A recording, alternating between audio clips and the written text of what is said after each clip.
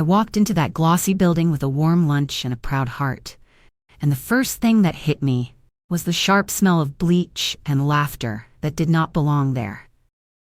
Then I turned the corner and saw my son in a cheap vest with a mop in his hands, while his father-in-law chuckled to a coworker and called him an idiot, and my daughter-in-law lifted her eyes from her phone and smirked, like this was exactly where he belonged. My boy tried to smile at me and said it was temporary, and they were easing him in, but his eyes told me the truth, and it cut deeper than any shout.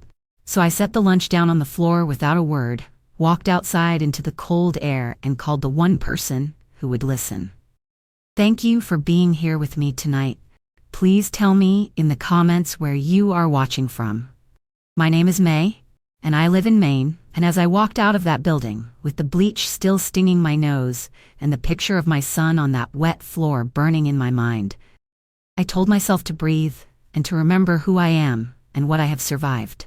I am a woman who has stood in winter storms and in quiet rooms where pride and hurt fight each other. I learned a long time ago that shouting makes a scene but details make a case. So I sat in my car with the engine off and the lunch cooling beside me, and I spoke softly into the phone. I gave the date and the time and the hallway and the exact words that were said. I described the laugh that was not kind and the smirk that cut like a small knife. I said that a trainee was being used for humiliation instead of learning. I said there was a conflict where a family tie had become a leash. I said there were policies for a reason, and that respect is not optional just because you wear a suit. When I ended the call, my hands were steady, even though my ribs felt tight, because I remembered the years I spent teaching my son to lift his head and meet every day with honesty. I remembered the scholarships he chased, the late nights at a kitchen table covered in notebooks, the way he believed that hard work would always be seen if he just kept going, the wedding where I sat in a dress I hemmed myself and smiled at promises that looked pretty on paper, the small corrections at the rehearsal dinner when my name was said wrong and then said right with a grin, the way money turns some faces into masks. I told myself that love is not a hallway argument, but a quiet list of the truth. And while I sat there in the parking lot, I decided I would not beg anyone to be decent. I would not explain my son to people who enjoyed pressing him down. I would gather proof, I would let the right ears hear it, and I would wait. Because I know patience can be a hammer if you hold it long enough. And as the sun slid behind the glass windows and the lobby lights blinked on one by one, I touched the lunch bag and whispered that he would not always be standing on a wet tile floor with a mop while someone measured his worth by how small they could make him feel. Not if I had anything to say about it, and I had said it to the people who could change the room. After I sent the report and sat with the quiet that follows a hard truth, I let my mind walk back through the years that brought us to that lobby. I remembered the mornings when I left the house before dawn to keep the lights on after my husband passed, the way Maine winters teach you to be careful and steady, the way I learned to save every receipt and write down every call, because paper remembers when pride forgets. I thought about my son at our small kitchen table, not a boy anymore, but not yet the man he wanted to be, turning pages with his finger, whispering answers to himself, promising that one day he would wear a badge that meant responsibility and not shame. I remembered the day he met the woman he would marry at a charity event at the harbor. How her father shook hands with everyone like he owned the ocean. How I told myself to be grateful for doors that might open. And still I kept one hand on my own handle in case I needed to pull us back. There were tiny alarms I tucked away and tried not to feed. A joke about real work that sounded like a warning. A tour of the office that skipped the conference room because they said time was tight. A first-week schedule that moved him from orientation to errands with no explanation. A badge printed with an assistant label that no one bothered to correct. An email account delayed because someone forgot a form and then forgot again. I watched my daughter-in-law slip into a new tone around her father. A tone that treated titles like birthrights and manners like decorations. And I watched my son try to bridge two worlds by working late and saying thank you to people who kept moving the chair he was trying to sit in. He told me not to worry, and I said I would try. He said it would get better. And I said I believed in him.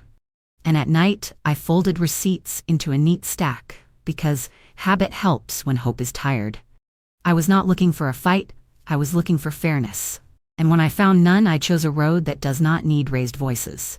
I chose notes and dates and policies. I chose the simple weight of facts. I chose to protect his dignity without putting him in the middle of a shouting match he could never win. So when I think of that day, with the bleach and the laughter, I also think of the years that made me ready. The factory shift that taught me to count. The school office that taught me to listen for what was not being said. The long main drives that taught me to sit with my thoughts until they lined up and pointed to the place where change begins. And as I breathed in that parking lot and watched the glass glow with evening light, I knew I would not drag him back inside to demand apologies. I would let the right people open the right doors. I would let light fall where it needed to fall. And I would be ready with every detail when they asked how this began and who allowed it to continue. Because a mother can love without rescuing and still make sure the ground under her child's feet is not a trap dressed up as an opportunity. Days passed slowly after that phone call, like a long tide pulling in and out, quiet but deliberate. And in that quiet, I began to notice how still my son had become. His laughter, once easy, now carried hesitation. And every time I asked how work was going, he smiled too quickly. The kind of smile meant to keep worry away. But a mother sees what others ignore. I could see the shadow behind his eyes, the way his hands rubbed together when he talked about office hours.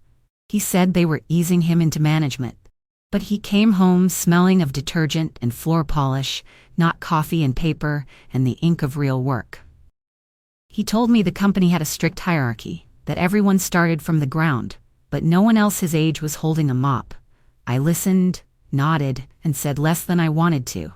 Because sometimes love needs to wait until truth walks in on its own. One evening I took out the folder where I kept everything. Copies of the report, names, dates, policies, even a printout from the company website that said they valued respect and diversity. I smiled at the irony and folded it all neatly back. I wasn't looking for revenge, I was looking for fairness.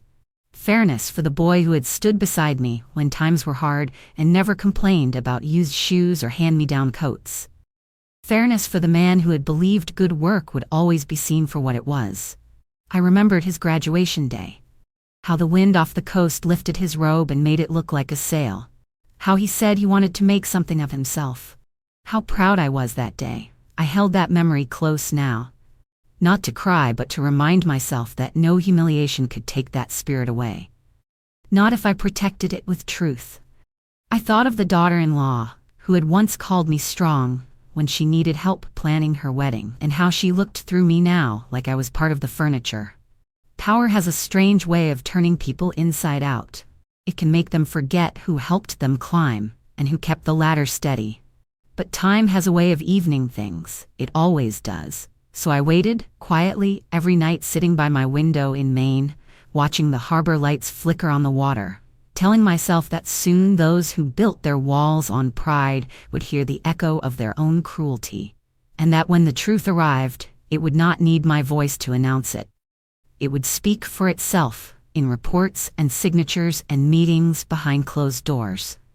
And I would be there to see my son stand again, without the weight of their mockery pressing down on his shoulders. One morning just before sunrise, when the harbor was the color of pewter, and the gulls were not yet brave enough to shout, my phone buzzed with an email that began with "Thank you for your report," and ended with a request for any additional details, and the assurance that an internal review had been opened. And as I read those lines, I felt something loosen inside my chest. Not victory. Not yet. But the first clean breath after holding it too long. I wrote back carefully, attached the notes I had kept, added the quiet moments others would forget, the dates that matter, the names that matter, the words that were said, and the places they were said in. And when I hit send, I sat very still and let the house be quiet around me. Later that evening, my son came by with his shoulders drawn up like a coat that did not fit. He tried to make small talk about the weather and a new software they were using. and I poured him tea and waited. Finally, he said that people at the office were whispering that an inspection might be happening, that someone had asked who his direct supervisor was on paper instead of in the hallway. And I watched the way his eyes moved when he spoke, like a man looking for a safe place to land. I told him to tell the truth. Nothing extra, nothing missing. To remember the times he showed up early and the tasks he completed. To keep his voice steady and his hands still. I reminded him that his worth was not up for a vote, that policies exist because decency needs a backbone. He nodded, stared at the steam rising from the cup, and said he had been afraid I would march in and make a scene. I smiled and said that some scenes do not need an audience to change the story, that sometimes the most powerful moment is a closed door, and a form that says, "Please state what happened." And I saw the first hint of relief move across his face, like light under a heavy door. After he left, I stood at the window and watched the streetlights blink on one by one. And I thought about all the years in Maine that taught me patience, all the winters that made me stack wood and plan ahead, all the long drives where I learned that a steady wheel survives the ice. I promised myself I would not rush this. I would not pick at it. I would trust that people whose job is to listen would do just that, and if they needed more, I would be ready. And as the night deepened, I folded the email printout and tucked it into the folder with the others. Then I whispered into the dark that respect is coming. Not because I demanded it loudly, but because the truth has a way of finding the right desk and making itself impossible to ignore. A few days later, the company finally moved. Not with noise, but with the soft precision that means something serious is happening. I didn't know the details yet, but I could feel the shift in the air, the kind that tells you someone important started asking the right questions. My son came by that evening, looking shaken. He said there had been visitors from headquarters. They came unannounced, asking for private meetings, reviewing reports, talking to employees one by one. He said people suddenly started acting polite, using his name properly, avoiding jokes they once thought were funny. I listened quietly, nodding, and told him to keep calm and let things unfold. Inside me, I felt both fear and pride tangled together. Fear because I knew he would feel exposed. Pride because the truth was finally walking through the same doors that once mocked him.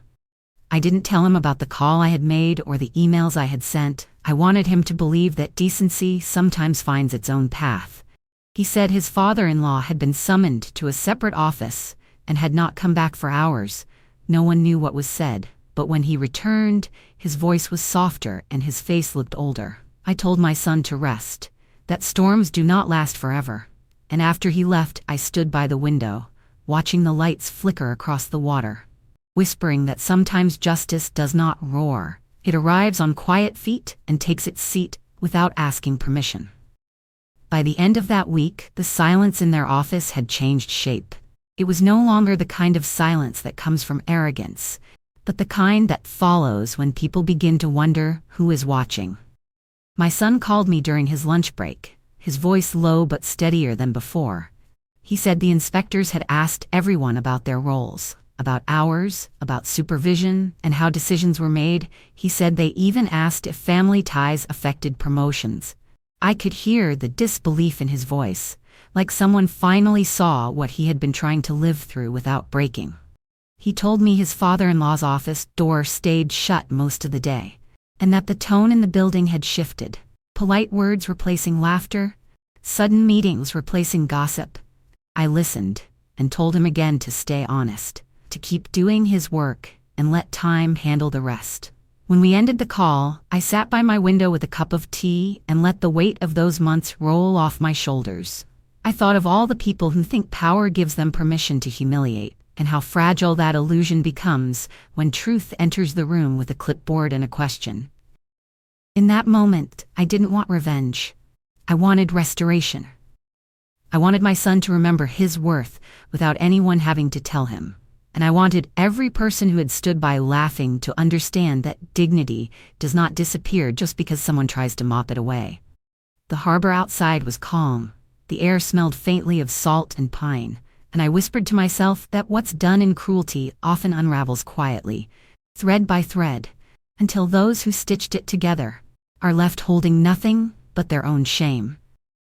A few days later, I received a brief call asking if I could provide any additional context about supervision chains, training expectations, and the moments I witnessed.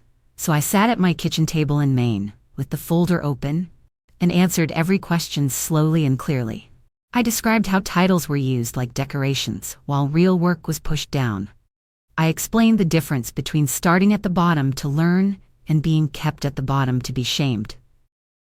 I gave them the dates when meetings were promised and never held. The times when my son was sent for supplies during briefings so he would miss information and then be mocked for not knowing it. And when I hung up, I felt that steady calm that comes when truth is finally sitting in the right hands. Later that afternoon, my daughter-in-law called with a voice as bright as glass, asking if I had visited the office again, and if I planned to. I kept my answers simple and kind. I told her I was giving space for the company to do what it said it stands for. And she laughed a small laugh that did not reach her breath and said everything would blow over, because family takes care of family. I let the silence do the work, and then I wished her a good evening. That night my son stopped by and told me he had been interviewed alone in a quiet room. No raised voices, no accusations, just questions about assignments, schedules, and who approved what. He said he told the truth, and when it was over, they thanked him for his time and asked if he felt safe at work. Those words made him swallow hard. They made me stare at the steam lifting from my cup and think of all the years I had prayed he would be seen for who he is and not for how small someone could make him feel. I told him he did well and that he should sleep. Tomorrow would come with or without our worry. And after he left, I stood at the window and watched the harbor lights quiver on the water. And I understood that something had shifted for good. Not a storm or a spectacle, but a tide that would not turn back. I closed the folder, placed it in the drawer, and whispered that the next time I walked into that building, it would not be to watch him swallow shame. It would be to watch him lift his head, because the room had finally been forced to see him clearly. When I finally went back to that building, the air felt different. The moment the doors slid open, the receptionist, who once barely looked at me, stood up and called me by my name. The hallway that used to echo with careless laughter was quiet and careful. And as I walked past the glass offices, I saw faces straighten, papers shuffle, and a door with a nameplate that had already been removed. I did not ask questions. I did not announce myself. I simply said I was here to see my son, and someone from Human Resources nodded and offered to bring him upstairs. And in that small nod, I understood what I had come to learn, that the room had changed before I stepped inside, and that respect had finally found its way to the right desk. They brought him to a small conference room with the blinds half open and a pitcher of water on the table. He looked surprised to see me, but not afraid. And a woman from Human Resources thanked us for coming and spoke in a careful voice that did not pretend anything had been fine. She said the review was complete, that interviews and documents showed patterns that did not match company policy, that misuse of supervision and repeated demeaning assignments had been confirmed. She said changes were already in motion, and that his father-in-law had been asked to step down from his role pending further action. I watched my son press his lips together and stare at his hands as if he could not trust them to be still. Then she turned to him and said, there was an offer on the table. A transfer to another branch with a proper manager and a clear training plan. A desk with his name on it, and a mentor who would meet him every week. No special treatment, just fairness, measurable goals, and respect. She explained the timeline, the salary band, the courses they would cover in the first 3 months, the person he would report to who had no family ties and no patience for cruelty. And while she spoke, I felt the tight knot in my chest soften into something warm and steady.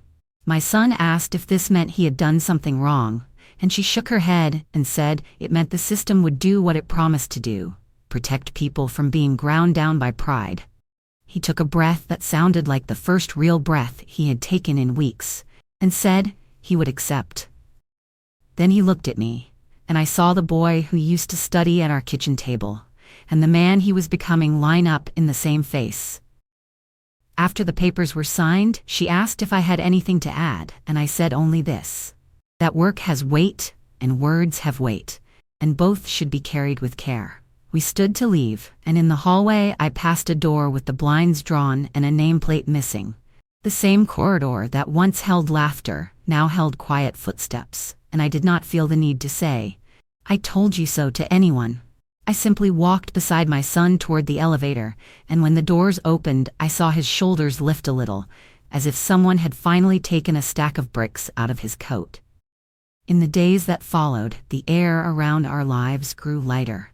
My son moved to the new branch, and each evening he came home with real stories about meetings and projects instead of silent exhaustion. He spoke of coworkers who asked his opinion and managers who called him by his name with respect, and every word felt like a small repair being made to something long cracked but not broken.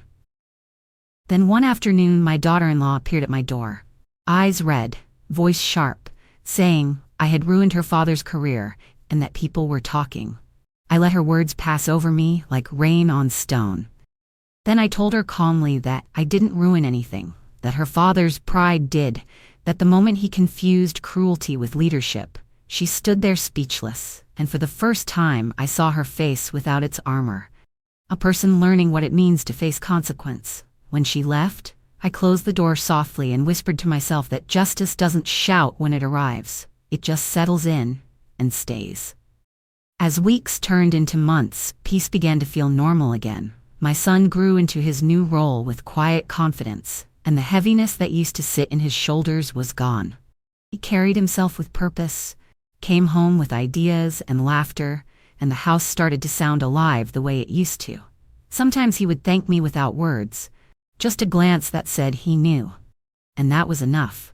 I didn't need credit or praise. I only needed to see him standing tall in a place that once tried to bend him. On evenings when the sun dipped low over the harbor, I would sit by the window with my tea and think about how silence, patience, and truth had done what anger never could. And I realized that strength isn't in shouting the loudest. It's in knowing when to speak softly and let justice echo for you. In the quiet that followed, I understood that what saved him was not noise but steady truth. And I held that lesson close the way you hold a warm cup on a cold Maine evening. I do not need anyone to be smaller for him to be tall. I only need fairness to stand where pride once sat. And now when I see him leave in the morning with clear eyes and come home with honest tiredness, I say a small thank you to every calm choice that brought us here. To patience, to paper, to a single phone call made without anger, and to the courage it takes to believe that respect will arrive if you keep the door open for it. Thank you for staying with me to the very end. Your time means more to me than you know. If this story touched your heart, please subscribe so you can sit with me again for the next one.